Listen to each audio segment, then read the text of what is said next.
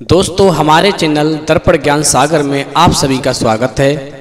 मित्रों, एक बार भगवान शिव कैलाश पर्वत पर बैठे थे तो माता पार्वती भगवान शिव से मिलने के लिए जाती हैं और कहने लगती हैं, प्रभु जब मैं आपसे मिलने के लिए आ रही थी तो मेरी नज़र मृत्युलोक पर पड़ी। वहाँ मैंने क्या देखा कि 3 स्त्रियां जो आपस में सहेली थीं, उनमें से 2 स्त्रियां विधवा होकर के दुखी जीवन जी रही थीं, जबकि एक स्त्री सुहागन होकर के अपने पति के साथ सुखी जीवन जी रही थी। प्रभु, ये बात मेरी समझ में नहीं आई, इसलिए मेरे मन में 3 प्रश्न गूंजने लगे। अब मैं आपसे ये चाहती हूँ कि आप मेरे तीनों प्रश्नों के उत्तर दे करके मुझे संतुष्ट करने की कृपा करें। मित्रों, इस प्रकार माता पार्वती की बात को सुनकर के भगवान शिव कहते हैं, पार्वती तुम मुझे अपने तीनों प्रश्न बताओ, मैं तुम्हें तुम्हारे प्रश्नों के उत्तर देकर के पूरी तरह संतुष्ट करने का प्रयास करूंगा। अब माता पार्वती कहती हैं, प्रभु मेरा पहला प्रश्न है, कौन सी स्त्री समय से पहले विधवा हो जाती है? मेरा दूसरा प्रश्न है, कौन सी स्त्री को जीवन में कभी सुख नहीं मिलता? और मेरा तीसरा प्रश्न है, कौन सी चीज़ ऐसी है जो एक पत्नी अपने पति को मांगने से भी नहीं देती? मित्रों, इस प्रकार माता पार्वती के प्रश्न सुनकर के भगवान शिव कहने लगे, पार्वती तुम जिन स्त्रियों की बात कर रही हो उनमें से 2 स्त्रियां विधवा होकर के अपना दुखी जीवन जी रही हैं और वहीं पर एक स्त्री सुहागन होकर के अपने पति के साथ में अपना सुखी जीवन जी रही है। तुम जानना चाहती हो आखिरकार ऐसा क्यों है? तो मैं तुम्हें एक छोटी सी कहानी सुनाता हूँ। इस कहानी को बहुत ही ध्यान से सुनना। आधी अधूरी कहानी सुनने वालों को आधा अधूरा ही ज्ञान प्राप्त होता है, जो जीवन में कभी काम नहीं आता, क्योंकि तुम्हारे तीनों प्रश्नों के उत्तर इसी छोटी सी कहानी में समाये हुए हैं। इस कहानी को यदि तुमने ध्यान से सुना तो तुम्हारे तीनों प्रश्नों के उत्तर तुम्हें अवश्य मिलेंगे और तुम्हें संतुष्टि प्राप्त होगी। मित्रों, माता पार्वती कहती हैं, प्रभु मैं आपकी बात से सहमत हूँ, आप कहानी शुरू करो। मैं कहानी को पूरी मन से सुनूंगी और जब तक आप कहानी बोलेंगे तब तक मेरा मन किसी दूसरे स्थान पर नहीं जाएगा। तो मित्रों, कहानी शुरू करने से पहले मेरा आप सभी से अनुरोध है कि आप हमारे चैनल को सब्सक्राइब अवश्य करें और कहानी के अंत तक बने रहें, क्योंकि आज की कहानी आपके लिए बहुत ही महत्वपूर्ण होने वाली है। तो आइए आज कुछ नया सीखते हैं। भगवान शिव कहते हैं, पार्वती सबसे पहले मैं तुम्हें उस स्त्री की कहानी सुनाता हूँ जो सुहागन बनकर के सुखी जीवन जी रही है। देखो, जिस सुहागन स्त्री की तुम बात कर रही हो वो सुहागन स्त्री एक राजा के नौकर की पत्नी है, और जिस नौकर की वो पत्नी है उस नौकर को अपनी पत्नी पर पूर्ण विश्वास और भरोसा है कि वो पतिव्रता है, जिसकी महिमा वो अपने साथियों में बार बार करता है। अब देखो, एक दिन की बात है, उस राजा के नौकर ने अपनी पत्नी की प्रशंसा इतनी की कि बात धीरे धीरे फैलते हुए राजा के दरबार तक पहुंच गई। फिर तो राजा ने अपने नौकर को बुलाया और उस नौकर से कहा कि तुम हर किसी से कहते हो कि तुम्हारी पत्नी पतिव्रता है, क्या वास्तव में आपकी पत्नी पतिव्रता है? आपको पूर्ण विश्वास है? भगवान शिव कहते हैं, पार्वती इस प्रकार राजा की बात सुनकर के नौकर कहने लगा, महाराज मुझे पूरा विश्वास है और पूरे से भी आगे विश्वास है कि मेरी पत्नी पूरी तरह पतिव्रता है। अब उसी समय पर राजा का महामंत्री कहने लगता है, यदि मैं तेरी पत्नी का पतिव्रत धर्म खंडित कर दूं तो तुझे क्या सज़ा मिलनी चाहिए? फिर तो नौकर ने कहा, यदि तुम मेरी पत्नी का पतिव्रत धर्म खंडित कर देते हो तो महाराज मुझे फांसी लगा देना।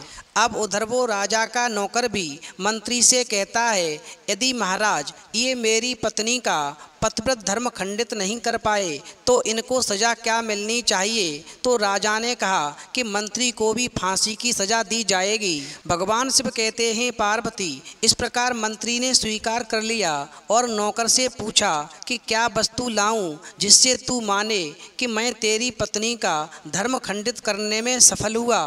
तो नौकर ने कहा, मंत्री, यदि तुम मेरे घर से जाकर के मेरे विवाह के समय पर मुझे एक पटका मिला था और एक कटार मिली थी जो दूल्हे को देते हैं, वो मेरी पत्नी ने बहुत ही संभाल कर रखी है, जो सुहाग की निशानी मानी जाती है। यदि तू पटका और कटार लाकर मुझे दिखा दे तो मैं मान जाऊंगा कि मेरी पत्नी का धर्म तूने पूरी तरह नष्ट कर दिया है। अब भगवान शिव कहते हैं, पार्वती, शर्त स्वीकार हो जाने के बाद में वो मंत्री शहर में जाता है और एक दूती से जाकर मिलता है। वो दूती हमेशा एक दूसरे से भिड़ाने का काम करती थी और जो काम कोई नहीं करता था वो काम करने में वो सक्षम थी। फिर इस प्रकार उस मंत्री ने उस दूती को अपने स्वार्थ के लिए बुलाया और दूती से कहा कि देखो, इस नाम का एक व्यक्ति है, उससे मेरी शर्त लगी है। और फिर उसने उस शर्त के बारे में उस दूती को सारा कुछ बता दिया। फिर वो उस दूती से कहने लगा कि तू कैसे भी करके उस स्त्री से मेरा संपर्क करवा दे, तुझे जितना धन चाहिए मैं उतना धन दूंगा। भगवान शिव कहते हैं, पार्वती, इस प्रकार मंत्री की बात सुनकर के दूती कहने लगी, भाई तू उस औरत के बारे में बात मत कर, वो औरत पूरी तरह से पतिव्रता है, तेरी ओर थूकेगी भी नहीं, तेरी शक्ल भी नहीं देखेगी और उनके परिवार के व्यक्ति भी खूंखार हैं, तेरी खाल उतार लेंगे। तो मंत्री कहने लगा, ठीक है, यदि तू मेरा उससे संपर्क नहीं करवा सकती है तो एक काम कर दे, उसके घर से जाकर के पटका और कटार चुरा कर ला दे और उसकी पत्नी के गुप्तांग के पास में यदि कोई चिन्ह हो तो वो चिन्ह भी मुझे देख कर के बता दे, फिर मैं तुझे मुँह मांगा इनाम दूंगा। भगवान शिव कहते हैं, पार्वती, ये बात दूती की समझ में आ गई। उसने कहा, ठीक है, मैं तुम्हारा काम अवश्य करूंगी। नौकर शहर में रहता था। दूती नौकर के घर जाती है, उसकी पत्नी से जाकर बोलती है, बेटी, मैं तेरी पति की बुआ हूँ, मैं कई वर्षों के बाद आई हूँ। फिर तो उस स्त्री ने कहा, आओ बुआ जी, मैंने आपको पहले कभी देखा नहीं, इसलिए पहचान नहीं पाई। और इस प्रकार उस दूती को उस नौकर की पतिव्रता स्त्री ने बहुत बड़ा सम्मान दिया, मगर उसे क्या मालूम था कि ये उसके साथ में छल करने आई है।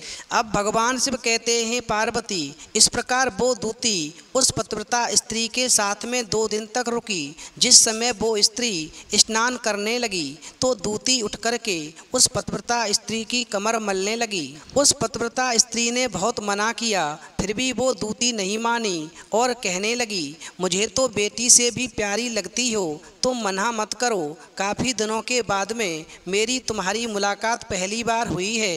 अब ऐसा कहकर के वो दूती मुख पर हाथ फिराने लगी। फिर आँखों को धोने के बहाने से उस दूती ने उस पतिव्रता स्त्री की आँखों पर पानी मार दिया और उस स्त्री की आँखें बंद हो गईं। इस प्रकार गुप्तांग के पास में जांघ पर उस स्त्री के एक तिल था जो दूती ने देख लिया, बस उसका काम बन गया। उधर स्नान करने के बाद में जब वो पतिव्रता स्त्री रसोई में खाना बनाने गई तो दूती को मौका मिल गया और उसने पटका और कटार उस नौकर के घर से चुरा ली और वहाँ से एकदम से भाग गई। और जाकर के दूती ने वो पटका और कटार मंत्री को दे दिए और उस पतिव्रता स्त्री के जांघ पर तिल की निशानी भी बता दी। भगवान शिव कहते हैं, पार्वती, फिर वो मंत्री पटका और कटार लेकर के सीधा राजा के दरबार में पहुंचा और राजा से जाकर कहा, महाराज, मैंने नौकर की पत्नी के पास में 2 दिन बिताए हैं और ये पटका तथा कटार उसी के हाथों से लेकर आया हूँ। फिर तो राजा ने दरबार लगाया और नौकर को बुलाया तथा महामंत्री से सभा में पटका और कटार नौकर को दिखाने के लिए कहा। फिर राजा की आज्ञा पाकर के मंत्री ने उस नौकर को पटका और कटार दिखाई और उसकी पत्नी की जांघ पर तिल भी बताया तो नौकर मान गया कि वास्तव में आज मेरी पत्नी ने अपना पतिव्रत धर्म पूरी तरह से भंग करवा लिया। भगवान शिव कहते हैं, पार्वती, फिर तो राजा ने फांसी का दिन 15 दिन के बाद में रख दिया और कहा कि नौकर को 15 दिन के बाद में फांसी पर चढ़ाया जाएगा। और इस प्रकार से नौकर से उसकी अंतिम इच्छा पूछी तो नौकर ने कहा कि मैं अपनी पत्नी से अंतिम बार मिलना चाहता हूँ। भगवान शिव कहते हैं, पार्वती, पार्वती। इस प्रकार राजा ने उस नौकर को आज्ञा दे दी कि ठीक है, तुम अपनी पत्नी से मिल सकते हो। फिर नौकर अपने घर गया और अपनी पत्नी से कहा कि आपने मेरे साथ में बहुत बड़ा विश्वासघात किया। मैंने आपके विश्वास पर मंत्री से ऐसी शर्त लगाई थी कि राजा के दरबार में राजा के सामने मैंने कहा था कि मेरी पत्नी का पतिव्रत धर्म कोई नष्ट कर दे तो मुझे फांसी लगा देना। अब मुझे 15 दिन के बाद में फांसी लगा दी जाएगी। मेरे साथ विश्वासघात करके तुमने ठीक नहीं किया। भगवान शिव कहते हैं, पार्वती, उस पतिव्रता स्त्री ने अपने नौकर पति को सारी बात बताई, मगर उसे विश्वास नहीं हुआ और पुनः वो राजा के दरबार में पहुंच गया। फिर नौकर वापस जाकर के जब पहुंचा तो राजा के दरबार में उसे कैद में डलवा दिया गया।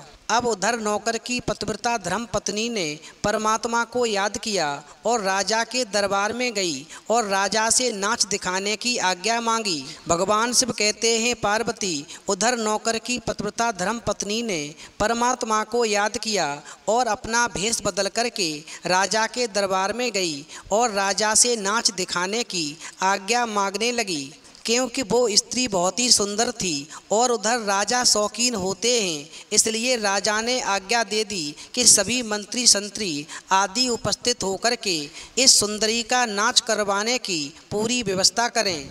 भगवान शिव कहते हैं, पार्वती, फिर तो सब मंत्री महामंत्री राजा आदि दरबार में उपस्थित हुए और फिर उस नौकर की धर्म पत्नी पतिव्रता स्त्री ने जब नाचना शुरू किया तो राजा को उस स्त्री का नाच बहुत ही सुंदर लगा और फिर राजा ने कहा, तुम मुझसे क्या मांगना चाहती हो? तुम जो भी मांगोगी मैं तुम्हें वही दूंगा। भगवान शिव कहते हैं, पार्वती, फिर उस नौकर की पतिव्रता स्त्री ने कहा, महाराज, आपकी सभा में मेरा चोर है जिसने मेरे रुपए लिए थे मगर आज तक वापस नहीं दिए, उसे फांसी की सज़ा दे दीजिए। अब राजा ने कहा, ठीक है, बताओ मेरे दरबार में तुम्हारा चोर कौन है, उसका नाम क्या है, मैं उसको फांसी की सज़ा अवश्य दूंगा। भगवान शिव कहते हैं, पार्वती, फिर उस नौकर की पतिव्रता स्त्री ने कहा, महाराज, आपका मंत्री मेरा चोर है, आप इनको फांसी की सज़ा अवश्य दें। अब उधर जैसे ही मंत्री ने सुना कि ये सुंदरी मुझे अपना चोर बता रही है तो मंत्री कहने लगा, महाराज, मैं कसम खाकर कहता हूँ कि मैंने इसका कभी कुछ नहीं चुराया है, मैंने इसे आज तक कभी देखा ही नहीं है, तो मैं इसकी चोरी कैसे कर सकता हूँ? मैंने आज तक इसकी शक्ल ही नहीं देखी है। अब भगवान शिव कहते हैं, पार्वती, जैसे ही मंत्री ने कहा कि मैंने इस सुंदरी की आज तक शक्ल ही नहीं देखी है तो वो सुंदरी कहने लगी, महाराज, यदि ये मंत्री मुझे जानता नहीं है तो आप इससे ये पूछें कि ये पटका और कटार कहाँ से लाया था। मैं उस नौकर की पत्नी हूँ जो आपके यहाँ पर नौकरी करता है और आप मेरे निर्दोष पति को फांसी चढ़ाने वाले हैं। अब मैं आपको पूरी दास्तान सुनाती हूँ। ये जो आपका मंत्री है, इसने मेरे पास में अपनी एक दूती को भेज करके मेरी जांग के तिल का पता लगाया और उसी ने ये पटका तथा कटार चुरा करके इसको ला करके दी और आपके मंत्री के द्वारा भेजी गई दूती जब मेरे घर पर आई थी तो उसने मुझसे कहा था कि वो मेरे पति की बुआ है, वो पहली बार आई है, इसलिए मैं उसको पहचान नहीं सकी। और महाराज, इस प्रकार मैंने उस स्त्री को अपने यहाँ पर बहुत बड़ा सम्मान दिया और अपने यहाँ पर ठहरने की उसकी व्यवस्था की। भगवान शिव कहते हैं, पार्वती, इस प्रकार उस नौकर की पतिव्रता स्त्री की बात को सुनकर के राजा ने दूती को बुलाया। फिर उस दूती ने राजा को सारी सच्चाई बता दी, जिससे राजा ने उस नौकर को बरी कर दिया और मंत्री को फांसी पर चढ़ा दिया। भगवान शिव कहते हैं, पार्वती, इस प्रकार उस नौकर की पतिव्रता स्त्री ने अंत में राजा से कहा, महाराज, मैं अपने पति से बहुत प्यार करती हूँ, मैं एक चरित्रवान स्त्री हूँ, कभी भी मैं अपने पति का नाम तक अपने मुँह से नहीं लेती। अब भगवान शिव कहते हैं, पार्वती, मेरी कहानी पूरी होती है, अब तुम अपने तीनों प्रश्नों के उत्तर क्रमवार सुनो। तुम्हारा पहला प्रश्न था कौन सी स्त्री समय से पहले विधवा हो जाती है। तो जो स्त्रियां अपने पति का नाम लेती हैं वो समय से पहले विधवा हो जाती हैं, क्योंकि पति का नाम लेने से पति की उम्र कम हो जाती है और समय से पहले ही उनके पति की मृत्यु हो जाती है। ऐसी स्त्रियां जो अपने पति का नाम लेती हैं वो समय से पहले ही विधवा होकर के एक दुखी जीवन जीती हैं। बस यही राज की बात है कि तुम जिन 3 सहेलियों की बातें कर रही थीं उनमें से 2 विधवा थीं और एक ये नौकर की पत्नी थी जो पतिव्रता स्त्री थी। ये पतिव्रता कभी भी अपने पति का नाम मुंह से नहीं लेती थी। उधर वो 2 स्त्रियां जो विधवा होकर के जीवन दुखी जी रही हैं वो हमेशा अपने पति का नाम लेकर ही बुलाती थीं, जिसकी वजह से उनके पति की उम्र कम हुई और फिर वो दोनों स्त्रियां समय से पहले ही विधवा हो गईं और आज वो दुखी जीवन जी रही हैं। इसलिए कभी भी स्त्री को अपने पति का नाम अपने मुंह से नहीं लेना चाहिए। अब तुम्हारा दूसरा प्रश्न था कौन सी स्त्री को जीवन में कभी सुख नहीं मिलता। तो समझ लो, जो स्त्रियां अपने पति की बिना अनुमति के किसी तीर्थ स्थान या उत्सव में जाती हैं उनके जीवन में कभी सुख नहीं आता। ऐसी स्त्रियां जीवन भर दुखी रहती हैं और उन्हें पति का कभी प्रेम नहीं मिलता। अब भगवान शिव कहते हैं पार्वती, तुम्हारा तीसरा प्रश्न था कि ऐसी कौन सी चीज़ है जो एक पत्नी अपने पति को मांगने से भी नहीं देती। तो समझ लो, वो चीज़ गाली है। एक चरित्रवान स्त्री कभी अपने पति को गाली नहीं दे सकती और जो स्त्री गाली देती है वो स्त्री कभी चरित्रवान नहीं होती और ऐसी स्त्री जीवन भर रोती है। उसके जीवन में कभी सुख की घड़ी नहीं आती और समय से पहले ही ऐसी स्त्री विधवा हो जाती है। मित्रों, इस प्रकार कहानी सुनने के बाद में माता पार्वती पूरी तरह से अपने तीनों प्रश्नों से संतुष्ट होकर कहती हैं, प्रभु वास्तव में जो स्त्री चरित्रवान होती है वो कभी दुखी जीवन नहीं जीती, क्योंकि ऐसे घर में लक्ष्मी का सदा वास होता है और वो घर धन धान्य से हमेशा भरपूर बना रहता है। ऐसी स्त्रियां हमेशा घर को स्वर्ग बना देती हैं। तो मित्रों, यदि आपको कहानी पसंद आई हो तो प्लीज़ आप हमारे चैनल को सब्सक्राइब अवश्य करें और भगवान शिव पार्वती के लिए एक लाइक करना ना भूलें।